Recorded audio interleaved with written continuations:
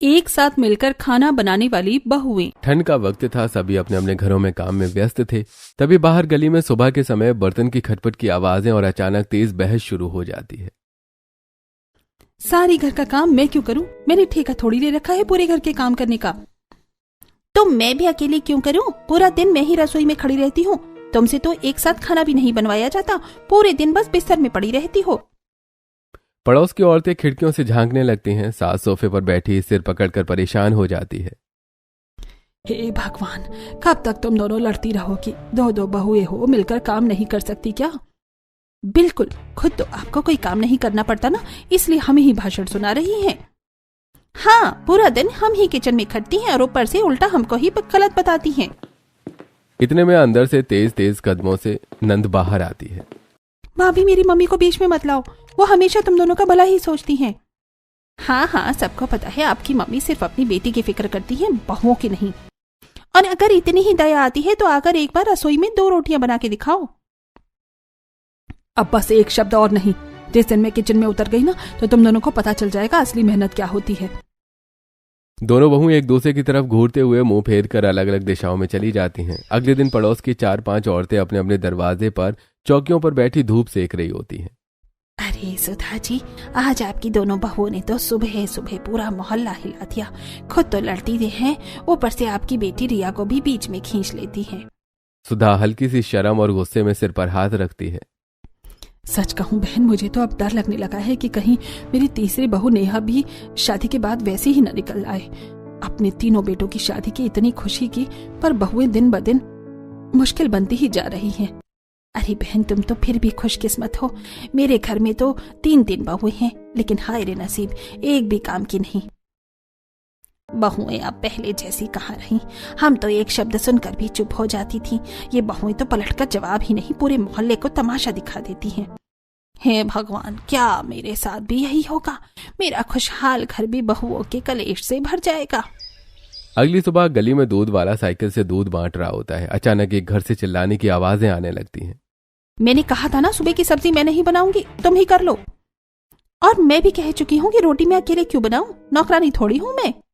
देखते ही देखते दोनों घर से बाहर सड़क पर आ जाती हैं। लोग दरवाजों से झांकते, बच्चे हंसते हुए इकट्ठा हो जाते हैं। जब पति ऑफिस गए होते हैं तो मैं ही सब करती हूँ और तुम आराम फरमाती हो। मैं आराम? पूरा घर मैं ही चलाती हूँ। तुमसे तो नमक और चीनी भी अलग नहीं होते, किसी में कुछ भी डाल देती हूँ। गली में सब लोग मजे ले रहे होते हैं। अरे भाई, आज तो लाइव शो शुरू हो गया। तभी उनकी सास गुस्से से बाहर आती है। बस दोनों चुप, अंदर चली जाओ अभी के अभी। बहुएं मुंह बिचकाकर गुस्से से कहती है। अच्छा। बेलन और चिमटा नीचे करते हुए गुस्से से पैर पटक कर वापस घर में चली जाती हैं। सास शर्म से आसपास वालों की तरफ हाथ जोड़ लेती है। गली के हर घर के गेट पर औरतें खड़ी होकर बातें कर रही होती हैं। किसी के हाथ में चाय, किसी के हाथ में चावल चुनने की प्लेट होती है। अरे रोज रोज हर घर में बहुओं की लड़ाई होती रहती है। लगता है आजकल की चांदनी सब जली हुई निकलती है। अब तो बहुएं यही चाहती हैं, ससुराल वालों को निकाल बाहर करो और घर पर खुद ही राज करो। शुरू में बड़ी सीधी सीधी बनती है, कहती है माँ जी, और फिर धीरे धीरे ऐसा रंग दिखाती है कि पूरा मोहल्ला तमाशा देखता है। सब औरतें हंसती हैं और सिर हिलाती हैं। क्या मैं भी हमेशा इसी डर में जीती रहूंगी? क्या मेरे घर भी एक दिन ऐसी ही लड़ाइयों का मैदान बन जाएगा? उनके चेहरे पर चिंता साफ दिखाई दे रही होती है। अगले दिन सुबह ड्राइंग रूम में प्रीतम अखबार मोड़कर रख लेते हैं और गंभीर होकर कमला देवी की तरफ देखते हैं। बच्चे भी सोफे पर बैठे होते हैं। प्रिया भी पास में मोबाइल लिए बैठी होती है। कमला, मैंने तुम्हें इतने रिश्ते दिखाए, लड़कों की उम्र हो रही है, अब तो कोई लड़की चुन ही लो। तुम तो किसी पर हामी ही नहीं भरती। शादी तो करनी ही है, लेकिन लड़की सोच समझ कर चुननी पड़ेगी। आजकल की लड़कियां दिन रात कलेश ही कलेश। पूरा मोहल्ला देख लो, बहुओं के झगड़े ही तो सुनाई देते हैं। ससुर एक फोटो एल्बम निकालकर टेबल पर रख देते हैं। अच्छी अच्छी लड़कियों की फोटो लाया हूँ, देख लो। कमला देवी एक एक तस्वीर देखती है, पर हर फोटो पर नाक भूं सिकोड़ देती है। शक्ल सूरत पर भरोसा। आजकल शुरुआत में हर लड़की सीधी बनती है, फिर रंग दिखाने लगती है। मम्मी को हर लड़की में कमी लगती है। हे भगवान, बस मेरी बहुएं सही निकल आए, बस यही डर है। 2-3 दिन में सारा परिवार कई घरों में रिश्ते देखने जाते हैं। कहीं लड़की बहुत बोलने वाली, कहीं बहुत चुप, कहीं घर वालों का रवैया पसंद नहीं आता। हर बार नहीं, ये नहीं चलेगी। बहुत स्मार्ट है, संभालेगी नहीं। बहुत सीधी है, घर चलाएगी नहीं। बेटे थक जाते हैं और कमला माथा पकड़ लेती है। अरे कमला, तुम्हें कौन सी देवी चाहिए? एक दिन एक साधारण सुसंस्कारी मेहनती लड़की के परिवार में जाते हैं। लड़की सबके लिए चाय नाश्ता लाती है। कमला देवी उसकी हर बात ध्यान से देखती है और पहली बार मुस्कुराती है। यही ठीक है। बेटों के चेहरे पर राहत की मुस्कान फैल जाती है। कुछ दिनों बाद बैंड बाजा, रोशनी, सजावट, एक साथ 3 बेटों की शादी हो जाती है। गृह प्रवेश का शुभ अवसर आ जाता है। दरवाजे पर कलश रखे होते हैं। तीनों बहुएं मेघा, दिव्या और ज्योति शर्मीली, सजी धजी, सिर झुकाई खड़ी होती हैं। कमला देवी आरती करती हैं, लेकिन उनके मन में बेचैनी होती है। भगवान, मेरे घर में प्यार और शांति बनाए रखना। कहीं मेरे साथ भी मोहल्ले की और सासू जैसा ना हो जाए। वो हल्की सी घबराहट छिपाते हुए तीनों नई बहुओं की ओर उम्मीद भरी नजरों से देखती हैं। अगले दिन तीनों बहुएं सज धज कर हाथ में पूजा की थाली लिए कमला देवी के पास आती हैं। मम्मी जी, आज हमारी पहली रसोई है। आप बताइए क्या बनाएं? जो तुम्हें अच्छा लगे वो बना लो बेटा। नहीं मम्मी जी, पहली रसोई है, हम वही बनाएंगे जो आपको पसंद हो। जी मम्मी, आपकी पसंद सबसे पहले। चलो ठीक है, मुझे आलू गोभी, दाल तड़का और गरम गरम फुलके बहुत पसंद है। और खीर भी बिना मिठाई, पहली रसोई अधूरी है। तीनों बहुएं रसोई में एप्रन पहनकर जुट जाती हैं।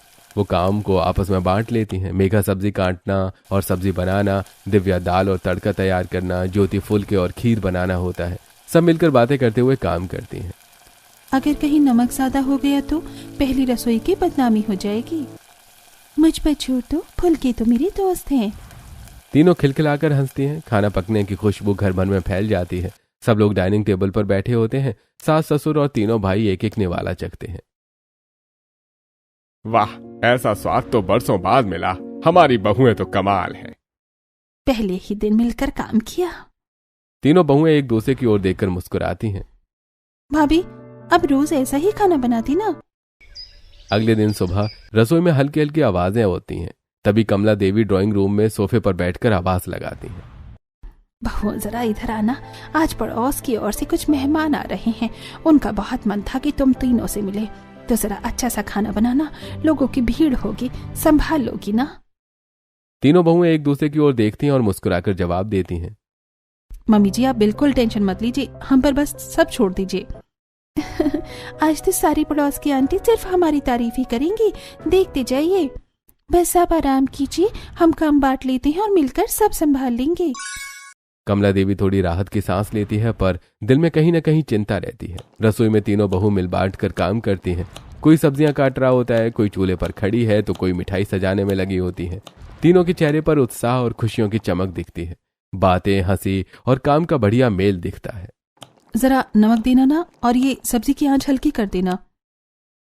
मिठाई तैयार, अब सजावट मैं करूंगी और रोटी मैं बनाऊंगी। चलो, सब बढ़िया हो रहा है। थोड़ी देर बाद डोरबेल बजती है। कमला देवी मुस्कुराते हुए आंटियों को अंदर लाती हैं। सभी औरतें घर की साफ सफाई और सजावट देखकर ही प्रसन्न हो जाती हैं। अरे कमला, तेरी तो किस्मत चमक गई। 3 दिन बहू है और सुनने में आया है सब बहुत अच्छी हैं। जरा दिखाओ तो कैसी हैं, क्या करती हैं? इतने में तीनों बहू रसोई में दिख जाती हैं। औरतें चौंक जाती हैं। अरे वाह, तीनों मिलकर काम कर रही हैं। आजकल की बहुएं तो एक दूसरे का मुंह तक नहीं देखती। शाबाश कमला, बड़ी संस्कारी बहुएं मिली हैं तुझे। थोड़ी देर बाद तीनों बहुएं गरम गरम खाना सजाकर परोसती हैं। औरतें खाना खाकर खुश हो जाती हैं। खाना तो बहुत स्वादिष्ट है। ऐसी बहुएं तो किस्मत वालों को मिलती हैं। सभी उठकर जाती हैं और कमला देवी उन्हें बाहर छोड़ने आती है। लेकिन जाते जाते माहौल बदल जाता है। देख कमला, अभी तो नई नई आई है, इसलिए इतनी बनी बनाई और आज्ञाकारी लग रही है। कुछ महीनों बाद रंग दिखाएंगे। बहुएं तो बहु ही होती हैं, ज्यादा भरोसा मत करना।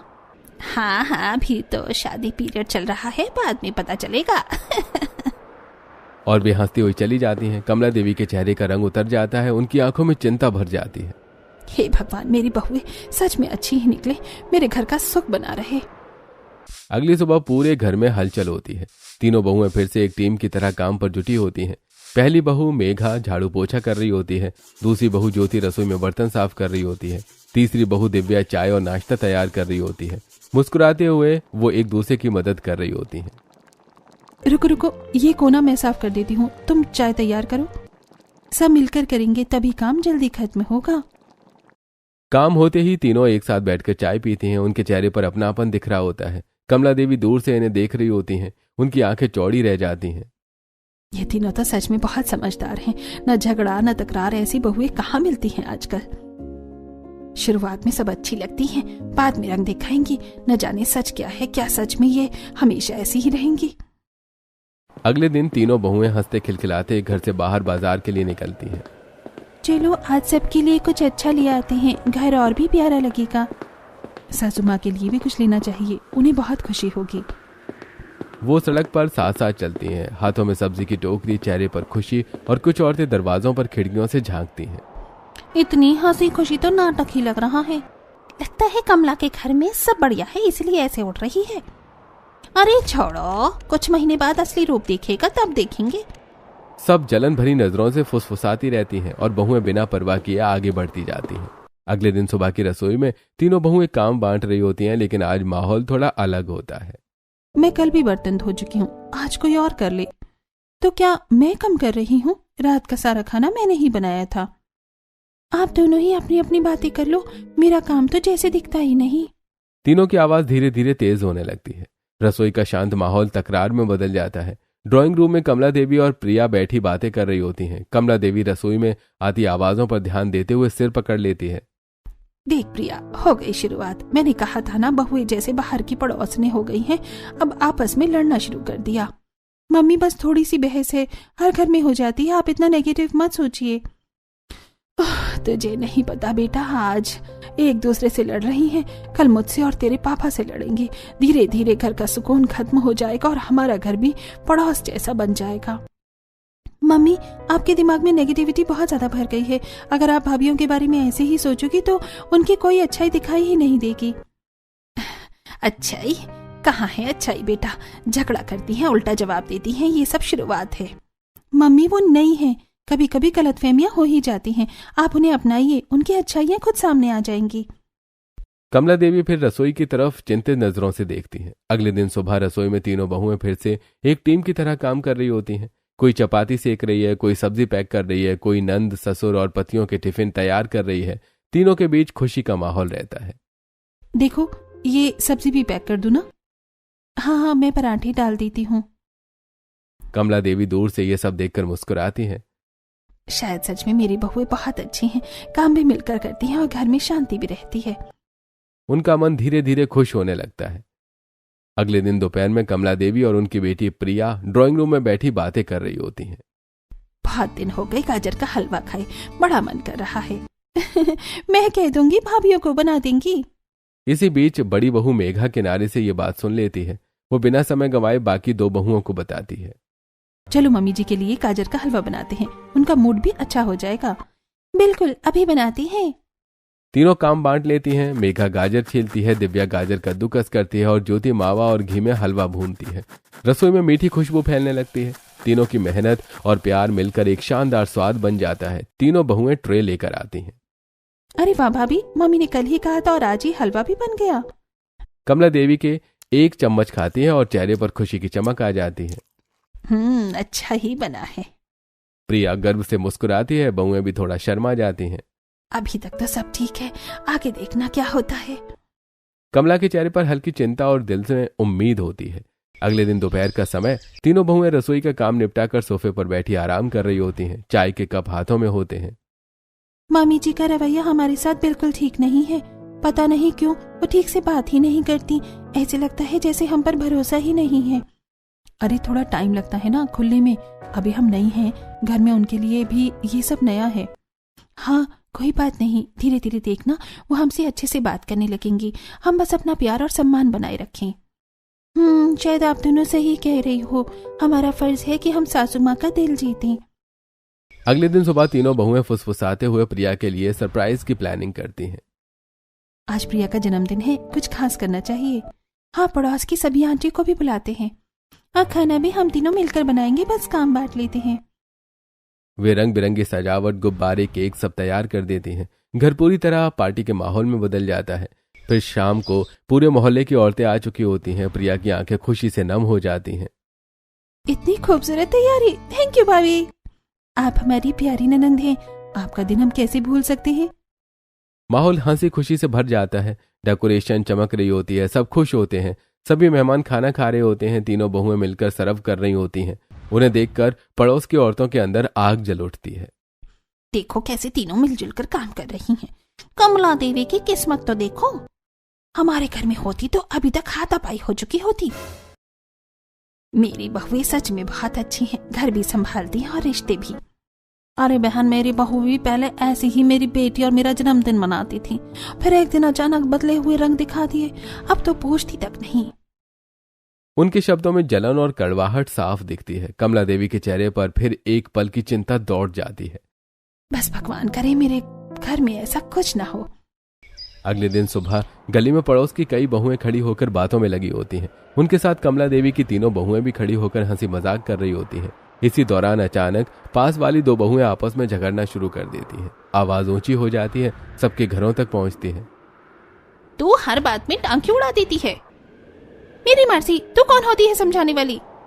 लड़ते लड़ते वो लगभग धक्का मुक्की पर उतर आती हैं। आवाज पूरे मोहल्ले में गूंजने लगती है। घर के अंदर बैठी कमला देवी को आवाज सुनाई देती है तो वो घबरा जाती है। अरे बाप रे, आज तो इन्होंने तमाशा ही कर दिया। मम्मी, इतनी हाइपर क्यों हो रही हो? पहले देख तो लो क्या हो रहा है। अब मेरी इज्जत मिट्टी में मिल गई। लोग अब मेरे घर का नाम भी नहीं रहने देंगे। कहीं मेरी बहुएं भी सबके जैसे निकली तो अब तो सब मेरे मुंह पर थू थू करेंगे।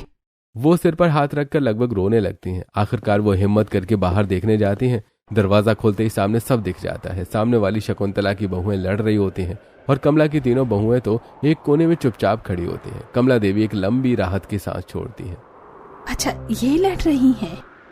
उनके चेहरे पर सुकून लौट आता है। वो मुस्कुराते हुए अंदर लौटती हैं।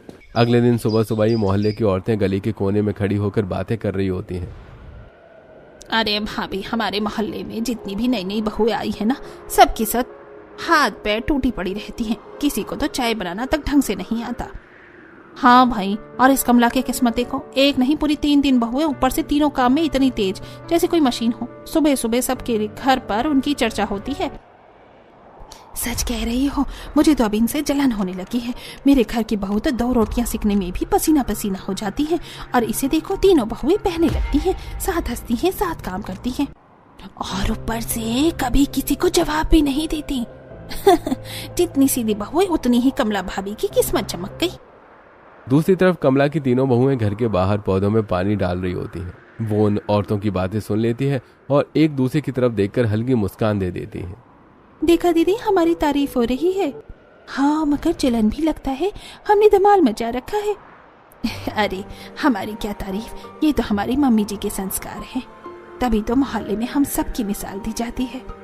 बहन, अगर मेरी बहू भी इनकी तरह होती ना, तो मैं रोज भगवान के मंदिर में प्रसाद चढ़ाती।